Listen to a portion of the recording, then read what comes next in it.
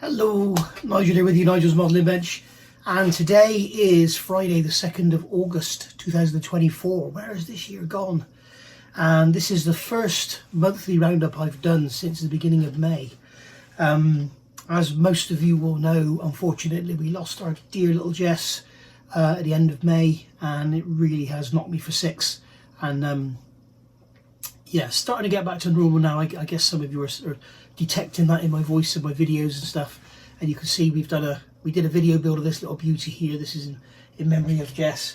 So yeah, she sat there on the bench. She's always up here with me and appears in videos from time to time, as you well know. So yeah, I want to say a massive thank you as usual to all of you. Thank you for, I've already done a video on this, but I think there was something like 858 comments when we lost Jess. Just absolutely amazing. I was absolutely stunned, and not one negative comment. I couldn't believe it. I was expecting at least one or two, you know, what's the matter, it's only a dog. Nothing, no negative comments whatsoever. So absolutely brilliant. Thank you very, very much, guys. It's very much appreciated.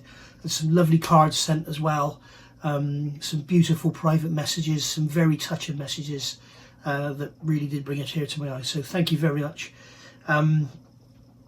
Going forward, dog wise, I will get another puppy.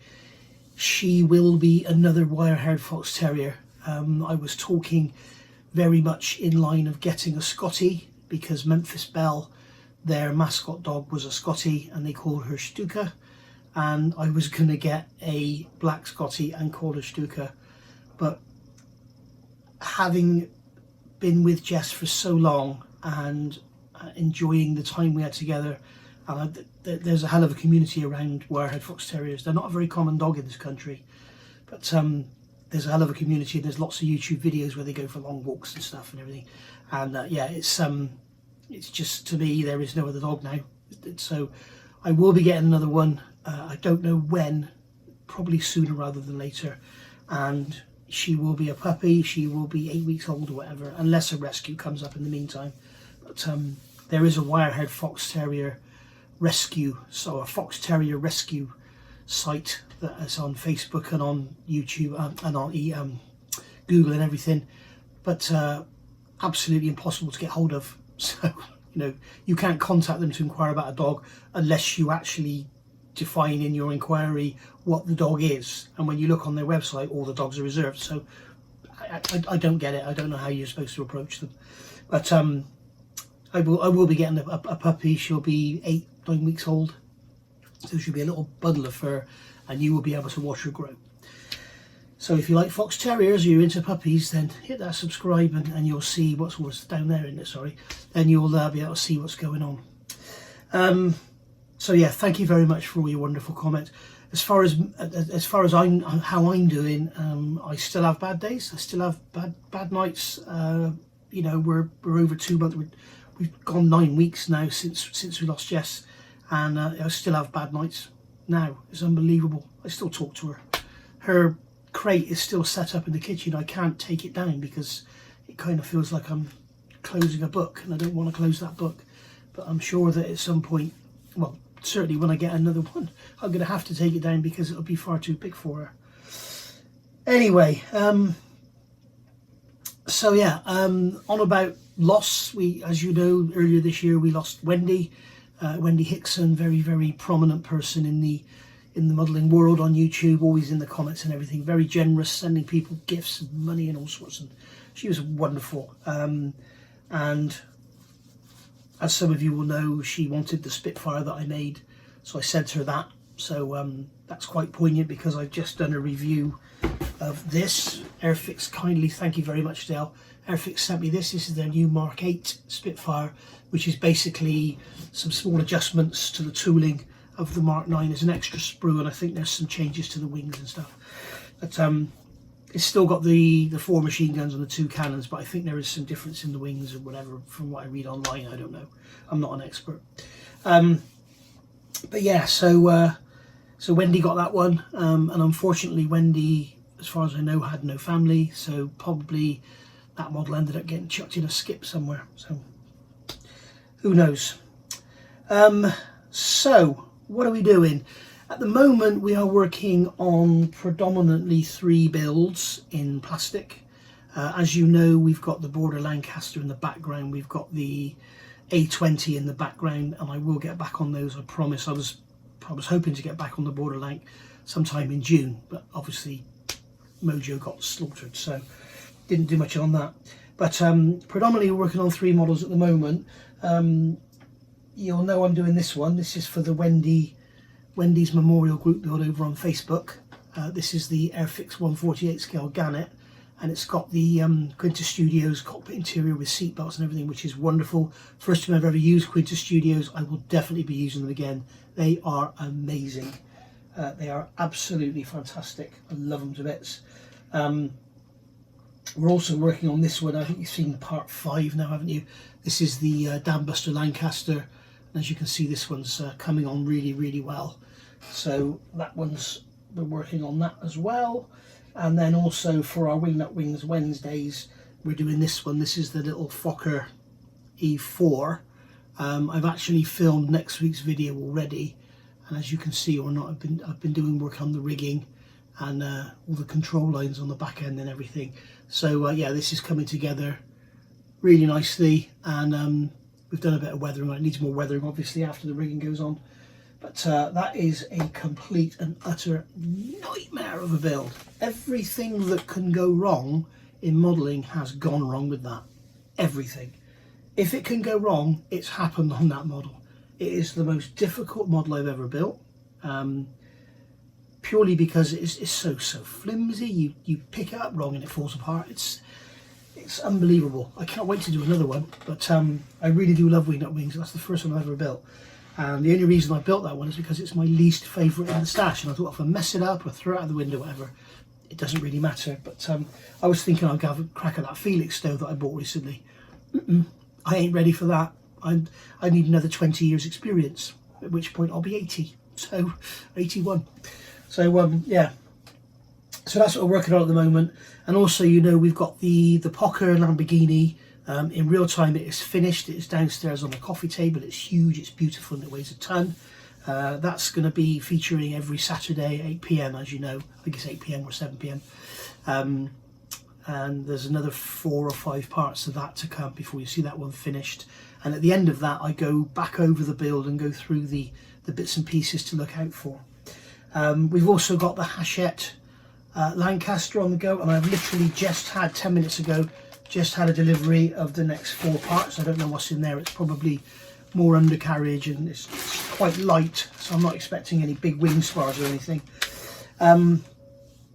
So we'll get on with that, so that you'll be seeing that. What I do with the part works, I tend to, because I'm doing the Mustang as well, as you know, the 1/6 scale D'Agostini Mustang, which is gorgeous. And what I tend to do is when it comes, I tend to, right, I'm going to split this into 2 videos. You know, we've got 4 parts, 4 packs, or it'll be like 1 really involved pack and 3 really simple packs, or I'll split it into 3 videos or whatever. You know what I do. And then I film them all one after the other, and then they go out within a few days of each other. So you get, you know, sort of once a month you'll get 1 or 2 days of intense videos of part works, and then you're back to your scale modelling. Because I know a lot of you don't like the part works videos. I know some of you absolutely love them, so it's a case of not being able to please all the people all the time. Somebody did once comment on my Porsche Lamborghini build, another bloody Meccano build, is it, sort of thing. Well no, Porsche, it's not Meccano, it's not a part work, it's a scale model kit. It's the same as, you know, a Tamiya 112 F1 car. It's a scale model kit, so that's what we do. And obviously at some point I'm going to be building this. Now my intention is to build this out the box and a simple build. So glue the gun doors closed, glue the engine cowling covers closed, and the carriage down, saddle its wheels. Just a real simple quick build. So we'll just quickly build the cockpit, quickly close the fuselage halves up, sting the nose on, bang the wings on, paint it, job done. That is my intention. Okay, so let's see what happens. So what else have we got? Coming up, very excited to tell you, Porsche are sending me their brand new release 1/8 scale Porsche 917K. And if I think of it, I'll put a picture up now. It's a beautiful, beautiful model. It looks very, very nice indeed. You will have seen I did a review of it back a couple of months ago when it was first announced, and I compared it to some others. You've got Agora, you've got another company, I can't think of their name now. One of them was like £13,000. You've got the eBay option of getting one which was Hachette, I think, I'm not sure now. And you've got the Agora one, but they're all sort of at least double the cost of the Poker one. And certainly the exhaust area on the Poker one looks very, very nice. The back end looks very nice compared to the others. The £13,000 one, I'm sure it's absolutely gorgeous, but for £13,000 it bloody well should be. It should run, you know. So I'm very, very lucky to have that coming my way. Unfortunately, I'm on a NDA, I suppose it's a non-disclosure, whatever, and I'm not allowed to show you anything to do with it until they say so.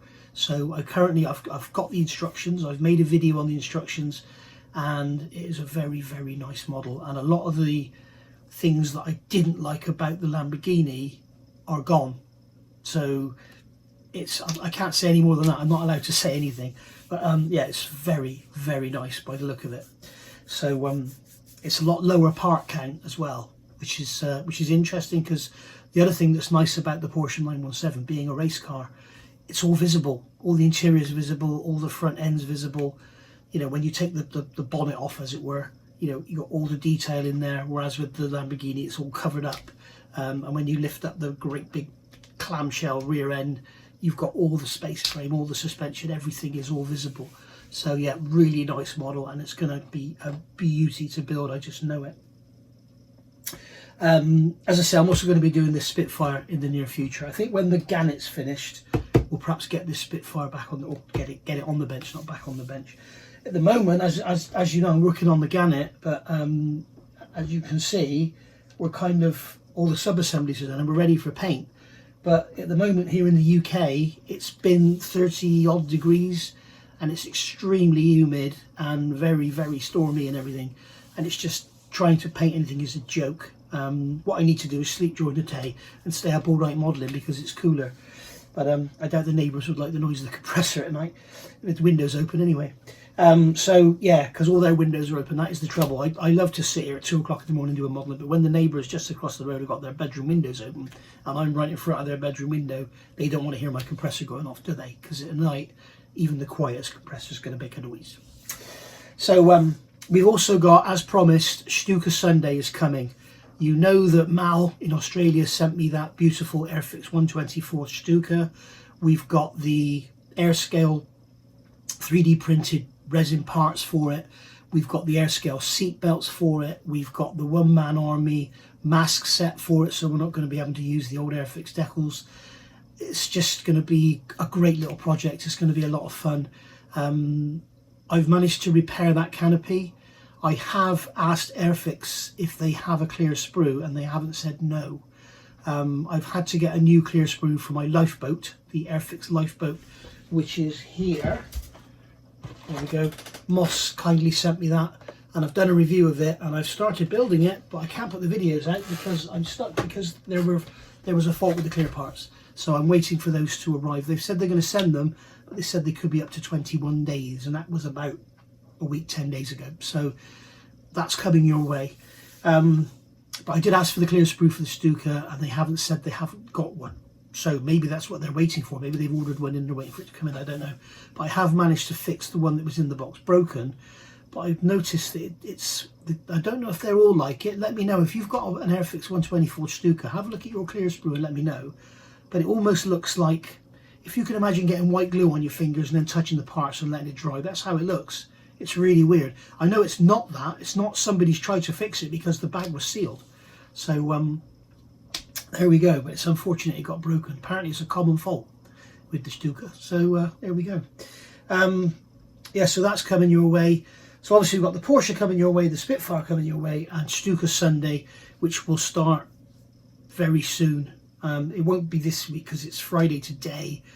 So it may be next Sunday. Maybe we'll get a crack on it, because I know a lot of you have gone and got the kit, and you've also bought all the Airscale stuff. so you can join in. So we'll get that one going. I want to get the A20 back out as well. Obviously my Mojo is coming back and we need to get on that. A lot of you are asking about the Scharnhorst. It's over there. I just don't feel like working on it. I really don't. Ships aren't my thing. It's something I really want to do, but it's a journey that I don't want to go. It's very weird. I can't think how to explain it, but it's just, I can't stand the inaccuracies of all the kits that are out there with the hulls and everything. So I get stuck into it. I get the hull corrected, and I just get in too deep, I guess. I don't know, but there's no way I could build it with the inaccuracies that it's got. And then when I start to correct it, I just keep finding more and more, and it just goes on and on and on. But I have been doing work on it. I have got a few bits of snippets of videos put together.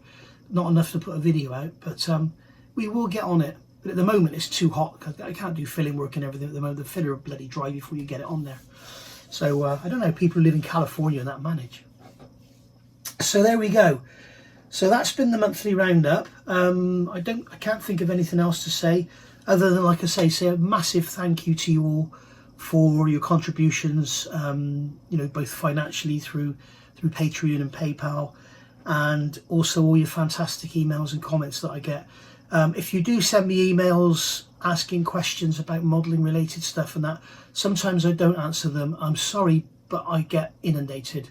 And if I answered every email that got sent to me, I would spend all day sitting on the computer answering emails. So sometimes I just don't respond. Sometimes I do respond, and then the person that's asked me the question argues, why did you ask then? You know, of course, my Patreons are welcome to message me through Patreon or email me, and I will always get back to you, always. That's one of the benefits of being in Patreon. I'm not one of these that does this Patreon only content. I don't do all that. It's just, if you want to donate to the channel through Patreon, it's like a charity. You know, you're donating and you're not expecting anything back, and that's basically how I roll with it. I probably never will do Patreon only content. There are people out there that really can't afford to see stuff, that can't afford to give me £1 a month. Why should they be penalised? You know, there are people out there that could easily afford to give everyone £1,000 a month. You know, but lots of you pay a few quid in, and it's very much appreciated, I can assure you, because these days the way things are going, it's getting so bloody expensive, this hobby. It's a joke. It is an absolute joke. So the way, I mean, you know, you can pay £7 for a bloody bottle of paint now. It's just crazy.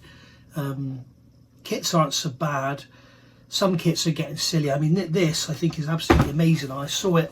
It's available on pre-order in some places for like £89, which, you know, if you compare that to, you know, some of the latest releases from Tacom or whatever, it's an absolute bloody bargain for a 24th scale fully detailed Spitfire for £89. It's amazing. Anyway, enough waffling. Oh, one thing I did want to say, the B17, if you remember, I was doing the Masters of the Air double build and I dropped it. The reason I dropped it was, some of you know, the 140, I could just get on with the Revell one, I suppose, and get that done. The 148 scale, as you know, is about to be released by Eduard. They're using the Hong Kong models plastic, and they're adding their own resin parts and everything to it. They've said they're going to send me one as a review sample. I haven't had one yet, which means maybe they're not going to send me one, I don't know. But the machine guns that come in the kit are horrible. The machine guns that Eduard make, they've put the balls, for some reason, they've got them like a third of the way down the barrel, and the ball should be back on the breech. So I don't know why they've done that. I've approached gas patch models, these people here. Gas patch models, they are wonderful, and they are actually going to make some machine guns in 48 scale, probably 32nd as well, some 50 cals with the balls actually correctly located back on the breech. So then you'll be able to glue the machine gun with the ball into the actual interior and then fit the barrel afterwards, because the way the kit's designed and the way, if you use the Eduard guns, you have to fit the guns in and have those guns sticking out all the way through the build. Well, they're going to get snapped off, aren't they? They're going to get snapped off. So I tried to cast my own, and it's impossible. I can't do it. So so yeah, I'm waiting to see what Eduard do. I suggested they change their mould and do them that way. I'm also waiting for the gas patch ones to come. They have emailed me and said they're going to send some as soon as they're ready, but I've heard nothing from them for a good couple of months now, so I don't know what's going on there. But yeah, the B17, it's there. It's not binned, it's parked. And as soon as I get those guns, then I'll do it. I would imagine what I will do, if Eduard do send me one of theirs, I will probably integrate the Eduard kit into that one. So sort of just do one build. I'll do a full review obviously of the Eduard kit and show you what you're getting, but probably build the Eduard kit but using some of those parts that I've already painted and stuff. We shall see. So there we go. And that's that. So yeah, once again, thank you to everyone. It's much appreciated, all the input from you guys. It's very, very much appreciated, and especially people like Chris. You know who you are, with all your information on stuff. It's fantastic. I've also had a few people emailing me with regards to the stripes on the Gannet, and I've got people saying they categorically were yellow, and I've got people saying they categorically were white. So the only photographic evidence I've got shows them as being white. So apparently they were yellow up to a certain point, and by the time the Gannets got to Nicosia, they'd been overpainted in white. So I don't know, discuss. So we'll have the usual thank yous to all the people who've contributed to the channel, and I'll see you all soon. Thank you for watching.